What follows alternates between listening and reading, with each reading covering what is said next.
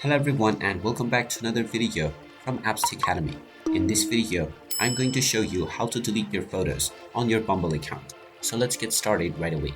First of all, open up the Bumble application on your device, and once you open it up, log into your account if you haven't done so already by using your credentials or your Facebook account. Once you are logged in, you will end up within the People menu, from which you can start matching with various different profiles right away. Now, if you wish to delete the photos from your profile, tap on the profile button at the bottom left corner, which will take you into your profile. Now, just tap on your profile picture and then tap on Edit Profile. This will then show you all of your photos that you have within your profile.